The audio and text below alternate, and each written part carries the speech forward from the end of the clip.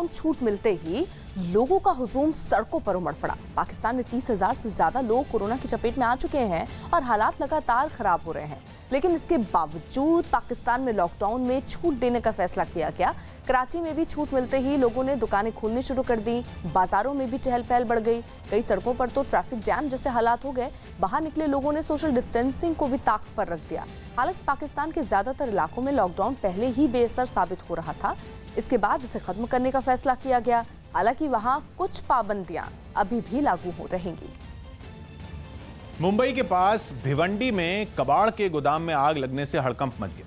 लोगों की मुश्किलें तब और बढ़ गईं जब आग ने थोड़ी ही देर में आसपास के कई गोदामों को अपनी चपेट में ले लिया, जिसके बाद कबाड़ के कई गोदाम एक साथ जलने लगे।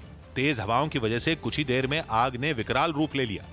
आग इतनी भीषण थी कि उसकी लपटें दूर से ही आसमान में ऊपर उठती दिखाई दी, जबकि उससे निकलने वाला काला धुआं आसपास के पूरे इलाके में फैलता नजर आया।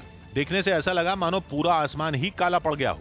कबाड़ के गोदामों में आग लगने की सूचना फौरन फायर ब्रिगेड को दी गई, जिसके बाद फायर ब्रिगेड की कई टीमें वहां पहुंचकर आग बुझाने में जुट गईं। इस दौरान फायर ब्रिगेड के लोग पानी की बौछार कर आग बुझाते दिखाई दिए, लेकिन आग को बुझा पाना आसान नहीं लग रहा था। हालांकि 3 घंटों की कड़ी मशक्कत के बाद आग को बुझा लिया गया, लेकिन तब तक गोदामों में रखा लाखों का कबाड़ जलकर राख हो गया।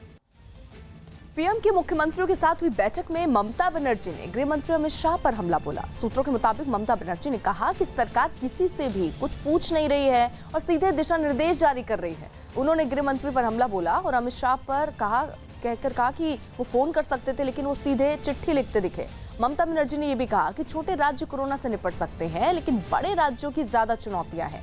ममता बनर्जी की इस बात पर त्रिपुरा के मुख्यमंत्री विप्लव देव ने पलटवार किया। विप्लव देव ने कहा कि 2014 के बाद छोटे और बड़े राज्यों के भेद की चर्चा खत्म हो गई थी, लेकिन ममता बनर्जी ने उसे फिर से उठा दिया। उन्होंने ये भी कहा कि किसी भी राज्य को छोटा नहीं समझा जाना चाहिए। कोरोना के खतरे को देखते हुए केंद्रीय अर्धसैनिक बल सीआरपीएफ, बीएसएफ, सीआईएसएफ, आईटीबीपी और एसएसबी ने अपने जवानों के लिए जरूरी दिशा निर्देश जारी कर दिए। इन दिशा निर्देशों के तहत जवानों को मास्क और हाथों को साफ रखने के लिए सैनिटाइजर दिया जाएगा। इसके अलावा जहां उनकी तैनाती होगी उस जगह को सैनिटाइज करना जरूरी होगा। सभी जवानों को ड्यूटी से लौटने के बाद अपना सारा सामान डिसइंफेक्ट करना होगा। सभी फोर्स में स्पेशल कोविड-19 सेल बनाया जाएगा। ये सेल जवानों की निगरानी करेगा। देश भर में अब तक 5 अर्धसैनिक बल के 750 से ज्यादा जवानों को कोरोना हो चुका है। इनमें सबसे ज्यादा 276 जवान बीएसएफ के हैं और 236 जवान सीआरपीएफ के। केंद्रीय अर्धसैनिक बल आईटीबीपी के भी 155 जवानों को कोरोना हो चुका है।